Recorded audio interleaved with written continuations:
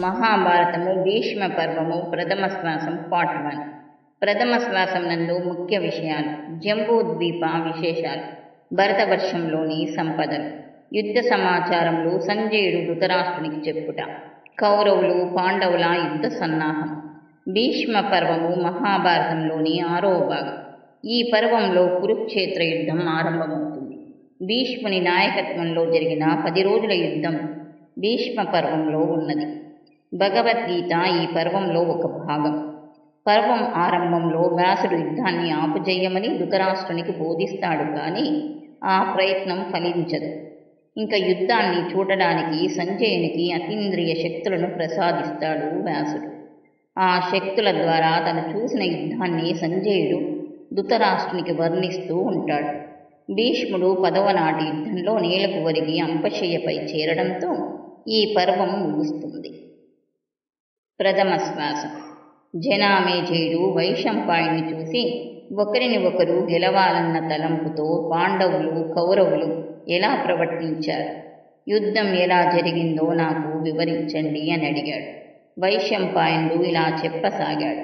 పుణ్యక్షేత్రమైన కురుక్షేత్రంలో చేరిన ఇరుపక్షముల వారు కథనోత్సాహంతో ఉన్నారు.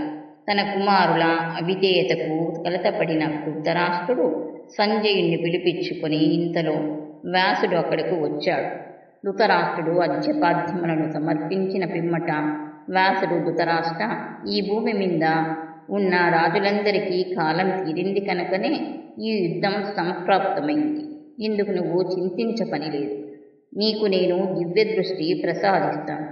నువ్వు యుద్ధ భూమిలో ఏమి జరుగుతుందో స్వయంగా చూడవచ్చు అన్నాడు.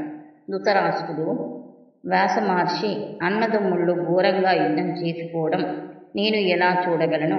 నాకు యుద్ధ విశేషాలు వినే భాగ్యం ప్రసాదిస్తే చాలు అన్నాడు.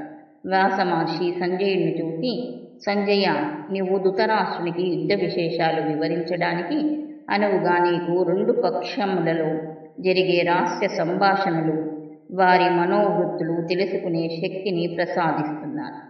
నీవు తలిచిన వెంటనే యుద్ధభూమిలో ప్రవేశించి అంతటా సురక్షితంగా సంచరించగలవు. ఏ అస్త్రశస్త్రము నీకు హాని కలిగించదు కనుక నువ్వు చూసినది చూసినట్లు ధృతరాష్ట్రునికి వర్ణించు అన్నాడు. వ్యాసుడు ఆ తర్వాత సంజయునికి శీఘ్రగమనము, దూరశ్రవణము మొదలైన శక్తులు ప్రసాదించాడు. వ్యాసుడు, ధృతరాష్ట్ర, భూభారం తగ్గించడానికి సంభవించిన ఈ యుద్ధానికి చింతవలదు. పలు దుశ్శకునాలు గోచరిస్తున్నాయి కనుక కులక్షయం తప్పదు. అనేక రాజులు నశించక తప్పదు. ధర్మం చేయిస్తుంది. ఇప్పటికైనా మించిపోలేదు. నీ కుమారులను ఒప్పించి పాండవుల రాజ్యభాగం ఇప్పించి ఈ మరణ హోమాన్ని ఆపించు అన్నాడు. ధృతరాష్ట్రుడు, మహాత్మా, నా కుమారులు అవిధేయులు, నా మాట వినరు. నా దోషము లేకుండా నేను అనేక విధములా చెప్పాను. అన్నీ నిష్ప్రయోజనమయ్యాయి. నేను ఏమి చేయగలను అన్నాడు. వ్యాసుడు, ధృతరాష్ట్ర, జయాపజయాలు దైవాధీనాలు, ఎలా జరగాలో అలాగే జరుగుతుంది అని చెప్పి వెళ్ళాడు. ధృతరాష్ట్ర సంజయుల సంభాషణ. ధృతరాష్ట్రుడు సంజయుడిని చూసి, సంజయ, ఈ భూమి కోసం ఎందరో యుద్ధాలు చేసి తమ ప్రాణాలు పోగొట్టుకున్నారు. భూమి అంటే అంత తీపి ఎందుకు? సంజయ, ఈ భూమి యొక్క పరిణామము, స్వరూపం గురించి నాకు వివరించు అన్నాడు. సంజయుడు, రాజా, ఈ భూమి నానావిధ చరాచరములకు నిలయం. ఆకాశం యొక్క గుణము శబ్దము, వాయు యొక్క గుణము శబ్దము స్పర్శ, అగ్ని గుణములు శబ్దము స్పర్శ రూపములు, జలం యొక్క గుణము శబ్ద స్పర్శ రూప రసములు, భూమి యొక్క గుణము శబ్ద స్పర్శ రూపము రసము గంధము. కనుక పంచభూతములలో ప్రధానమైనది మేరు పర్వతమునకు దక్షిణమున సుదర్శనమను పేరు కలిగిన ఒక సువిశాల ప్రదేశం కలదు. దాని వైశాల్యము 2500 యోజనము. అందు మధుర రసభరితమైన ఒక జంబూ వృక్షము కలదు. దాని పండ్లు నేల రాలి చితికి ఆ రసము ఏరులై ప్రవహిస్తూ పర్వతములకు ప్రదక్షిణ చేస్తూ కురుభూమిని గుండా ప్రవహించి సముద్రంలో చేరుతుంది. ఆ నదిని జంబూ నది అంటారు. ఆ నదిలో ప్రవహించు నీరు సోకిన ప్రదేశము బంగారుమయమగును. కనుక బంగారమునకు జంబూనాదమనే పేరు కూడా కలదు. ఆ జలం తాగిన వారికి ముసలితనము, రోగములు, దాహము ఉండదు. కనుకనే ఆ భూమికి జంబూ ద్వీపము, సుదర్శన ద్వీపము అనే పేర్లు వచ్చాయి. ఆ ద్వీపమునకు తూర్పు పడమరలు సముద్రముచే ఆవహించి ఉండును. ఈ ద్వీపమున హిమాలయములు, దానికి ఆవల హేమకూటము, నిషిధ పర్వతము, క్రమంగా నీల, శ్వేత, శృంగ పర్వతములు ఉంటాయి. వీటన్నిటి నడుమ మేరు పర్వతం భూమి లోనికి చొచ్చుకొని 16,000 యోజనములు విస్తరించి 84,000 యోజనముల పొడవున ఉన్నది. మేరు పర్వతంలో దేవతలు, దేవమునులు, గంధర్వులు, కిన్నర, కింపురుష, దిక్పాలకులు, బ్రహ్మదేవుడు విహరిస్తున్నారు. దానికి ఉత్తరంలో కర్ణికార వనంలో ఈశ్వరుడు గౌరీ సమేతుడై విహరిస్తుంటాడు. జంబూద్వీప విశేషాలు. జంబూద్వీపంలో ఉన్న జనపదాలు 9 భాగాలుగా విభజింపబడ్డాయి. వాటిని వర్షములు అంటారు. వాటిలో మొదటిది ఉత్తర సముద్రము, శృంగవంతము. మధ్య భాగాన్ని ఐరావత వర్షము అంటారు. రెండవది శ్వేతపర్వము, శృంగవంతము. మధ్య ఉన్న భూభాగం, దీనిని హిరణ్మయము అంటారు. మూడవది నీలశైలమునకు ఉత్తరమున ఉన్న ప్రదేశం, దీనిని రమణక వర్షము అంటారు. నాలుగవది నీలశైలమునకు దక్షిణమున ఉన్న ప్రదేశం, దీనిని నీలాకృత వర్షము అంటారు. ఐదవది మేరు పర్వతానికి తూర్పున ఉన్న ప్రదేశం, దీనిని భద్రాశ్వ వర్షము అంటారు. ఆరవది మేరు పర్వతానికి పశ్చిమమున ఉన్న ప్రదేశం, దీనిని కేతుమాల వర్షము అంటారు. ఏడవది మేరు పర్వతానికి ఉత్తరమున ఉన్న ప్రదేశం, దీనిని హరివర్షము అంటారు. హిమవత్ పర్వతానికి అడ్డుగా ఉన్న ప్రదేశము కింపురుష వర్షము, ఇటువైపు ఉన్న ప్రదేశము దీనిని భరతవర్షము అంటారు. ఈ జంబూ ద్వీపము విస్తీర్ణము 80,600 యోజనము. దీనికి రెండింతల విస్తీర్ణం కలిగి లవణ, ఇక్షురస, ఘృత, దధి, క్షీర, శుద్ధ జల సముద్రములు క్రమముగా ఒకదానికంటే ఒకటి రెండింతల విస్తీర్ణం కలిగి ఉన్నాయి. ఇందు లక్షద్వీపము, షల్మాల ద్వీపము, పౌంఛ ద్వీపము, కుష్యద్వీపము, శాఖద్వీపము, పుష్కర ద్వీపము అను 6 ద్వీపములు ఉన్నవి. ఈ ద్వీపములలో అనేక పర్వతములు, నదులు, జనపదములు ఉన్నవి. ఈ జంబూ ద్వీపానికి కర్త, భర్త అయిన శ్రీమన్నారాయణుడు పాల సముద్రానికి ఆవల కనకమయమైన 8 చక్రములు కలిగిన దివ్యరథము, మనోజ్ఞ దివ్యరథం పైన వైకుంఠంలో విహరించుచున్నాడు అన్నాడు సంజయుడు. ధృతరాష్ట్రుడు, సంజయ, ఈ భరతవర్షం పైన దురాశతో పాండవులు, కౌరవులు యుద్ధం చేస్తున్నారు కదా, ఇంతకంటే దురాశాపరులు ఈ లోకంలో ఉంటారా అన్నాడు. సంజయుడు, రాజా, నువ్వు అనవసరంగా పదే పదే పాండవులను నిందిస్తున్నావు. నీ కుమారులే శకుని మాటల విని వారి రాజ్యభాగాన్ని అన్యాయంగా అపహరించారు. పాండవులకు నీ రాజ్యంపై ఎలాంటి ఆశ లేదు. ఎందరో రాజులు పాండవులను గెలవాలనే తలంపుతో సుయోధుని పక్షాన యుద్ధం చేస్తున్నారు. వారిని నిందించి ప్రయోజనమేమి?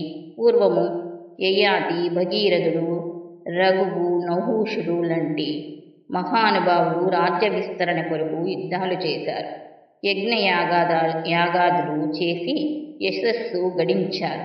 రత్నగర్భమైన ఈ భారతదేశ సంపదల మీద ఆశతోనూ ఈర్ష్యతోనూ యుద్ధములు చేయుట అనివార్యం. భరతవర్షంలోని సంపదలు.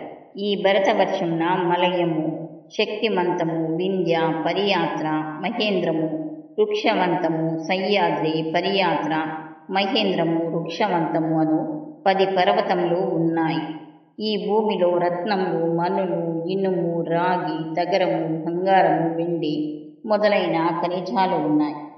ఇందు, గంగ, తుంగభద్ర, వేత్రవతి, వేదవతి, కృష్ణవేణి, పెన్న, యమున, తామస, శారావతి, కావేరి, గోదావరి, నర్మద, బహుద, సరయు, శతాద్రువు, వితస్త, విపాత, తామ్రపర్ణి అను మహానదులు ప్రవహించి భరతవర్షాన్ని సస్యశ్యామలం చేస్తున్నాయి.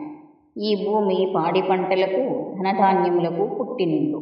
భరతవర్షంన పాంచాల పాండ్య బార్బర వత్స మత్స్య మగధ మలయాళ కళింగ కులింగ కురు కొంకణ టెంకణ సిగర్త సాముద్ర సాల్వ శురసేన సుదేష్ణ సుష్మ కరుష కాశ కోసల యావన యుగంధర ఆంధ్ర సింధు తేది చోళ పుల్లింద పుండ్రక పాండ్య అబీర సౌవీర సౌరాష్ట్ర మహారాష్ట్ర విదేహ విదర్భ ద్రావిడ దశర్ణ కర్ణాట గౌళ అంగ వంగ మరాఠ లాట బాహిలిక బహుదాన కిరాత కేకేయ అశ్మాంతక కాశ్మీర గాంధార కాంబోజ కేరళ మాలవ నేపాల గుర్జార కుంతల ఆవంతి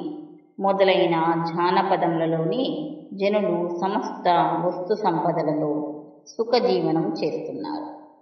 సమస్త జనులకు రాజులకు ఈ భూమి కామధేనువు వంటిది. ఈ భూమి మీద మమకారంతో రాజులు ఒకరిని ఒకరు అన్నదమ్ములు తండ్రి కొడుకులు అని కూడా చూడక చంపుకుంటున్నారు. ఈ భూమి మీద రాజులకు భోగాలం దాపురించింది. ఈ యుద్ధ భూమిన చేరారు. ఏమి జరుగుతున్నదో అని చింతించాడు. యుద్ధ సమాచారములు సంజయుడు ధృతరాష్ట్రునికి చెప్పుట. ధృతరాష్ట్రుడు సంజయ, ఇంక నువ్వు యుద్ధభూమికి వెళ్ళి ఏమి జరుగుతుందో చూసిరా అని పంపాడు. యుద్ధభూమికి వెళ్ళిన సంజయుడు కొన్ని రోజుల తర్వాత తిరిగి వచ్చి ధృతరాష్ట్రుని పాదములపై ఏడుస్తూ పడ్డాడు. అయ్యో రాజా, పరక్రమవంతులలో పరక్రమవంతుడైన భీష్ముడు అంపశయ్యపై పడి ఉన్నాడు. పరశురాముణ్ణి జయించిన వీరుడు శిఖండి చేత భంగపడ్డాడు. ఏ భీష్ముని అండ చూసుకుని నీ కొడుకు జూదంలో పాండవులను గెలిచాడో ఆ భీష్ముడు యుద్ధమనే జూదంలో ఓడిపోయాడు. 10,000 సైన్యం ఎదురు వచ్చినా ఒక్కడుగా ఎదుర్కొనగల వీరుడు 10 రోజుల వీరోచిత పోరు సలిపిన పిదప నేల కొరిగాడు అని విలపించసాగాడు. భీష్ముడు నేల కొరిగిన వార్త విన్న ధృతరాష్ట్రుడు మూర్ఛిల్లాడు. కొంతసేపటికి తేరుకొని సంజయ, దేవాసురులు ఒక్కటై వచ్చినా చలించని భీష్ముడు నేల కొరిగాడా? అస్త్రశస్త్ర ప్రకరణములతో విరోధుల మదమనచనున్న భీష్ముణ్ణి శిఖండి ఒంటరిగా ఎదిరించడం కంటే ఆశ్చర్యమేమి? ప్రచండ చండమారుతం లాంటి భీష్ముణ్ణి శిఖండి అనే చిరుగాలి ఎదిరించిందా? అంబ కొరకు కోరిన పరశురాముణ్ణి ఎదిరించి నిలిచిన భీష్ముడు పాండవుల కొరకు శిఖండి చేతిలో నేల కొరిగాడా? అతని సత్యము, శౌర్యము, శీలము, పరక్రమము, అతని శుద్ధ వ్రతము నాశము లేనివని నమ్మాను కదా. ఇప్పుడు ఏమి చెయ్యాలి అని రోధించి తిరిగి సంజయ, భీష్మునిపై అస్త్రవర్షం కురిపిస్తున్నప్పుడు మన వాళ్ళు అడ్డుకొనలేదా? ఇన్ని ఔక్షణీల సైన్యం ఒక్క భీష్ముణ్ణి రక్షించలేకపోయిందా? ద్రోణుడు, అశ్వత్థామ, కృపుడు, శల్యుడు పారిపోయారా? లేకున్నా భీష్మునికి ఈ విధమైన స్థితి ఏమిటి? కులవృద్ధుడైన గాంగేయుణ్ణి వధించి రాజ్యాధికారాన్ని చేపట్టడానికి ధర్మరాజు సాహసించడం అధర్మం కదా. అధర్మానికి ఒడగట్టిన పాండవులకు దైవం తోడైంది కదా. కౌరవసేన అనాథ అయింది కదా. నా కుమారులు ఎంత కలత పడుతున్నారో కదా. ఈ 10 రోజుల యుద్ధం ఎలా సాగింది? భీష్ముడు పోరు ఎలా సాగించాడు? నాకు సవివరంగా వివరించు అన్నాడు. సంజయుడు, మహారాజా, నీ అవినీతి వలనే కదా పాండవులు ఇన్ని కష్టాల పాలు అయింది. ధర్మపరులైన పాండవులకు అపకారం చేసినందుకు ఫలితం అనుభవించక తప్పదు అని చెప్పి సంజయుడు యుద్ధం గురించి వివరించసాగాడు. కౌరవుల యుద్ధ సన్నాహం. సంజయుడు వ్యాస భగవానుని స్మరించి వివరణ ప్రారంభించాడు. రాజా, ముందుగా నేను మన సైన్యం విడిది చేసిన ప్రదేశంలో నీ కుమారుని స్థావరానికి వెళ్ళాను. అక్కడ సుయోధనుడు గాంగేయాదుల మధ్య కూర్చొని మంతనాలు జరుపుతూ దుశ్శాసన, పాండవులతో యుద్ధం చేయాలన్న మన కుతూహలం ఈనాటికి తీరనున్నది. భీష్ముడు మన సైన్యాలకు 6వ ప్రాణం. అతడు ఒక్కడే పాండవ సైన్యాలను అంతమొందించగల యోధుడు. మనలను రక్షించు భీష్ముణ్ణి మనము కంటికి రెప్పవలే రక్షించుకోవాలి. ఇతడిని ఎదిరించి నిలవగలిగిన వీరుడు ఈ అవనిలో లేడు. శిఖండి తప్ప నిలపగలిగిన వారు లేరు. కనుక మనము ఈ మహానుభావుడికి శిఖండి చేతిలో మరణం సంభవించకుండా కాపాడుకోవాలి. భీష్మునికి శిఖండి ఎదురు రాకుండా జాగ్రత్తగా చూడండి అన్నాడు. ఆపై శంఖములు, దుందుంబులు, మంగళవాద్యముల నడుమ కౌరవ సేనలు యుద్ధానికి బయలుదేరాయి. సువర్ణతల కేతనంతో భీష్ముడు, కాంచన వేదిక కేతనంగా ద్రోణుడు, బంగారు గోవు కేతనంగా తుప్పుడు, తోక సైత సింహం కేతనంగా అశ్వత్థామ, అరటి చెట్టు కేతనంగా శల్యుడు మొదలైన వీరులు బయలుదేరారు. యాదవ బలంతో కృతవర్మ, ససైన్య సమేతంగా మహారథుడైన జయద్రథుడు, గజబలంతో విందానువిందుడు, కళింగ సైన్య సమేతంగా భగదత్తుడు, ససైన్య సమేతంగా తన కుమారులు తొమ్ములు వెంటరాగా గాంధార రాజు శకుని, సోమదత్తుడు, భూరీశ్రవుడు, బాహ్లికుడు తమ తమ సైన్యాలతో మోహరించారు. కాంబోజరాజు సుదక్షిణుడు, కోసలరాజు బృహద్బలుడు, మైష్మతీపురాధీశుడు నీలుడు, తిగర్తాధిపతి సుశర్మ, అసురవీరుడు ఆలంబాసుడు, స్వాల్వ, సౌవీర, సురసేన, యావన రాజులంతా 10 ఔక్షణీయుల సైన్యంతో సిద్ధం కాగా నీ కుమారుడు తన ఔక్షణీ సైన్యంతో పాముపడగ కేతనంతో యుద్ధానికి తరలి వెళ్ళారు. నీ కుమారునికి ఇరువైపులా దుశ్శాసనుడు, దుర్మర్ణుడు, వివశంతి, వికర్ణుడు ఉన్నారు. భీష్ముడు సైన్యాలను యుద్ధోన్ముఖులను చేయుట. సైన్యాధ్యక్షుడైన భీష్ముడు, మహావీరులారా, క్షేత్రియ వీరులకు యుద్ధభూమిలో స్వర్గద్వారాలు తెరిచి ఉంటాయి. ఇంతకుముందు ఎందరో యుద్ధంలో మరణించి ఆ మార్గంలో ప్రయాణించారు. క్షేత్రియ వీరులకు ఒంట్లో రోగాల బారిన పడి మరణించడం కంటే మరో పాపం లేదు కనుక మీరు కూడా ఆ మార్గంలో పయనించండి. రణరంగం క్షేత్రియులకు పెన్నిది వంటిది అన్నాడు. ఆ మాటలు విన్న క్షేత్రియ వీరులు ఉత్సాహంగా మేమంతా మీ వెంట ఉండి విజయము వీరసర్గము తీర్చుకుంటాము అన్నారు. తర్వాత సుయోధుణ్ణి అడిగి కర్ణుడు తన పుత్ర, మిత్ర, అమాత్య బంధు సైతంగా యుద్ధభూమిలో లేడని నిర్ధారించుకున్నాడు. సుయోధనుడు, కర్ణుడు, అతని సంబంధితులు యుద్ధభూమిలో లేరని భీష్మునకు తెలిపి అలాగే వ్యూహరచన చెయ్యమని వేడుకున్నాడు. భీష్ముడు వ్యూహరచన చేశాడు. భీష్ముడు, ద్రోణుడు పడమరముఖంగా నిలబడ్డారు. తమకు ఒకవైపు కృపాచార్య, అశ్వత్థామలు, మరోపక్క కృతవర్మ, శల్యులు నిలిపాడు. వెనుక బాహ్లిక, సోమదత్తులు ఉన్నారు. నడుమ సుయోధనుడు ఉన్నాడు. సుశర్మ మొదలైన వారిని అక్కడక్కడా నిలిపారు. పాండవుల యుద్ధ సన్నాహం. పాండవుల యుద్ధ సన్నద్ధులై రణభూమిలో ప్రవేశించారు. యుధిష్ఠిరుడు అగ్రభాగాన వెతికిపోతున్నాడు. ధర్మరాజుకు ఒకవైపు భీముడు గదను ధరించి నిలువగా మరొకవైపు అర్జునుడు గాంధీవధారి అయి నిలిచాడు. శ్రీకృష్ణ సారథ్యంలో కపిధ్వజం రెపరెపలాడుచుండగా అర్జునుడు ధనుష్టాకారం చేశాడు. నకుల సహదేవుడు అర్జునుని అనుసరించారు. ద్రౌపదీ స్తుతులు తమ సైన్యాలతో మోహరించారు. ప్రతివిందుడు, శృతశ్రోముడు, శతానికుడు, శృతసేనుడు, సౌభద్రుడు తమ సైన్యాలతో రణభూమిలో ప్రవేశించారు. గజ సైన్య సహితంగా ద్రుపదుడు, అతని కుమారుడు అన్నదమ్ముళ్లతో వచ్చారు. మత్స్య దేశాధిపతి విరాటుడు యాదవ సైన్యాలతో సాత్యాకి వీర ప్రలాపములతో చేస్తూ చెక్కితానుడు, వీరుడు శిఖండి యుద్ధభూమిలో విహరిస్తున్నారు. మగధాధీశుడు సహదేవుడు సముద్రం వంటి తన సైన్యంతో యుద్ధభూమిలో ప్రవేశించాడు. దుష్టకేతు అధిక పరాక్రమంతో సోదర సహితంగా యుద్ధభూమిలో ప్రవేశించాడు. భీముని పుత్రుడైన ఘటోత్కచుడు రాక్షస సైన్యంతో యుద్ధభూమిలో ప్రవేశించాడు. కేకయ్య రాజులు 5 పాండ్యరాజు, శైగుడు, ఇతర దేశముల నుండి వివిధ రాజులు తమ సైన్యాలతో పాండవ పక్షాన యుద్ధం చేయవచ్చారు. దుష్టదుమ్నుని అధ్యక్షతలో పాండవ సైన్యం యుద్ధభూమిలో ప్రవేశించింది.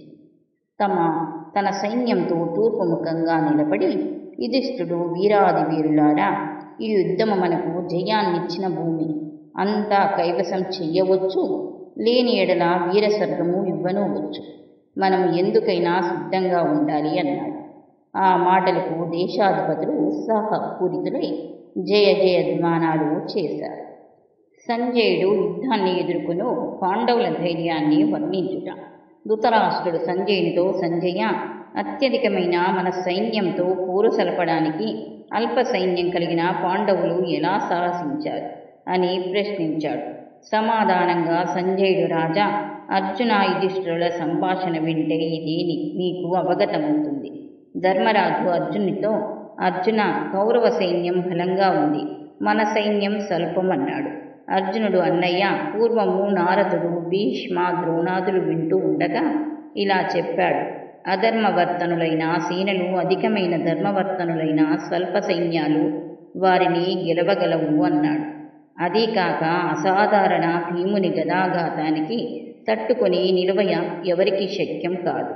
దుష్టదుమ్న, శిఖండి మొదలైన పాంచాల భూపతుల గెలవడం ఎవరితరం? మత్స్యభూపతి విరాటుని బలం మీకు తెలియనిది కాదు. సాత్యాకి, చెక్కితానుల పరక్రమం మనకు తోడుగా ఉంది. పరక్రమవంతుడైన అభిమన్యుడు, మాయా విద్య కోవిదుడైన ఘటోత్కచుడు మనకు చేదోడుగా ఉన్నారు. శ్రీకృష్ణుడి తోడు మనకున్నది. నీ ధర్మ నిరతి మనకు రక్షగా ఉంది. నా గాంధీవం శక్తి నీకు తెలియనిది కాదు. నీ శక్తి నీకు తెలియదు. నువ్వు కోపించిన దేవతలు కూడా నీ ముందు నిలవలేరు కనుక కలత చెందవద్దు అన్నాడు. అర్జునుని మాటలకు ఆనందించిన ధర్మరాజు కౌరవులకు దీటుగా ఒక వ్యూహం పన్నమని దుష్టదుమ్నకు చెప్పమని చెప్పాడు.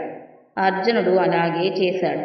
దుష్టదుమ్ని వ్యూహరచన ప్రకారం అభిమన్యు, ఉపపాండవ, నకుల సహదేవుల సైతంగా భీముడు సైన్యాలకు అగ్రభాగంలో నిలబడ్డాడు.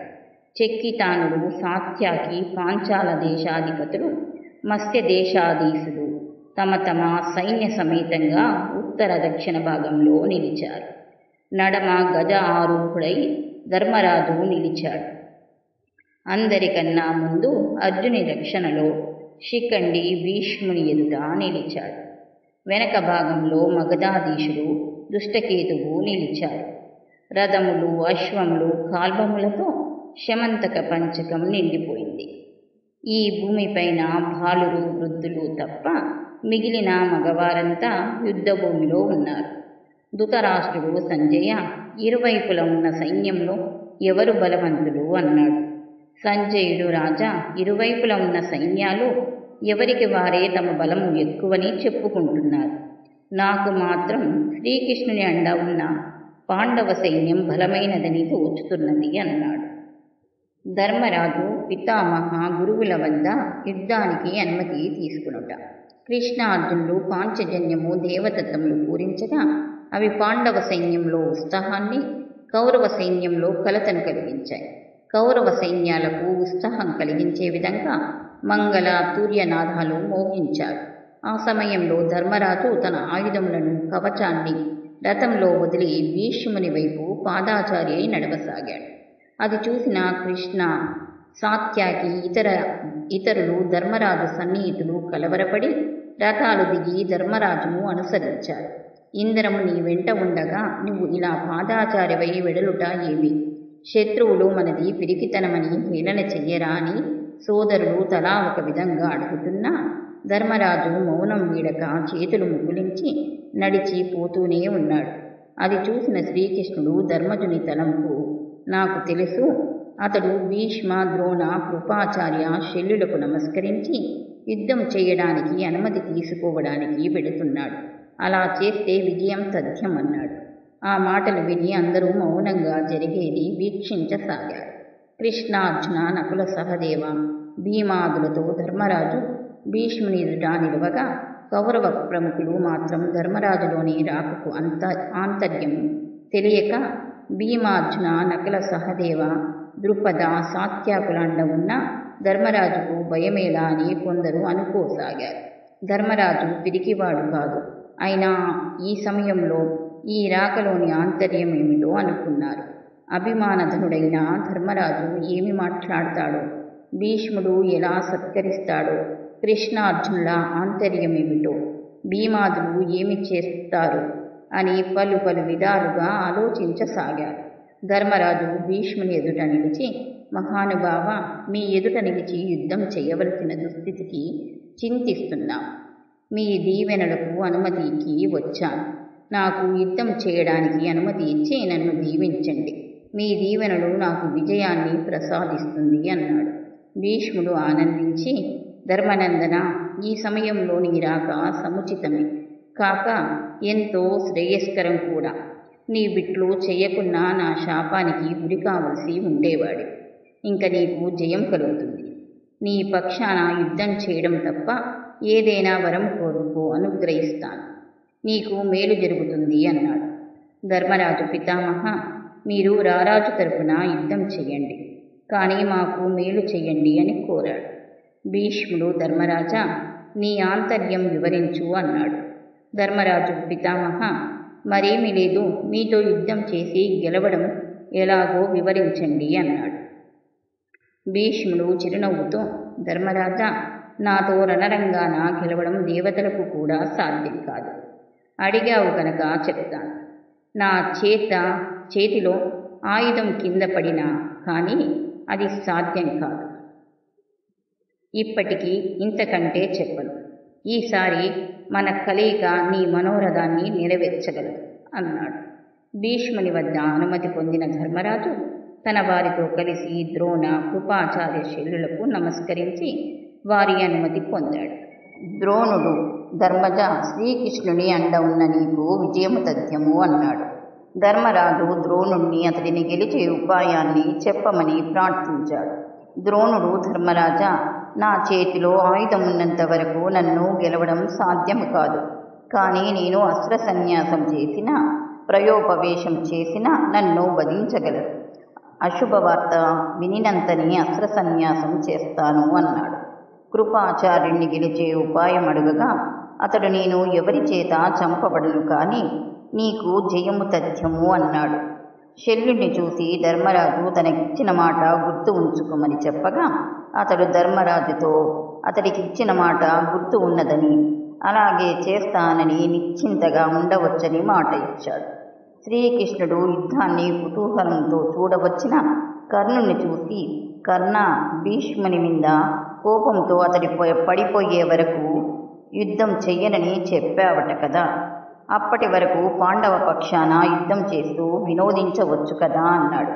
కర్ణుడు, కృష్ణ, నేను భీష్ముని మీద కోపంతో యుద్ధం నుండి వైతొలిగాను, కానీ సుయోధనునికి ఇచ్చిన మాట తప్పనని నీకు తెలియనిదా అన్నాడు. ఆపై ధర్మజుడు రథాన్ని అధిరోహించి కవచాన్ని ధరించి కౌరవ పక్షం వైపు కొంత ముందుకు వెళ్ళి, కౌరవ ప్రముఖులారా, మీలో ఎవరైనా నాపై ఉన్న అభిమానంతో నా పక్షంలోకి రావచ్చు. నేను వారిని నా తొమ్ముల వలె చూసుకుంటాను అన్నాడు.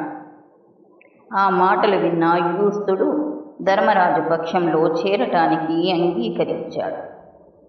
యూస్తుడు సుయోధుని దుష్కృత్యములను నిందిస్తూ పాండవులను పొగుడుతూ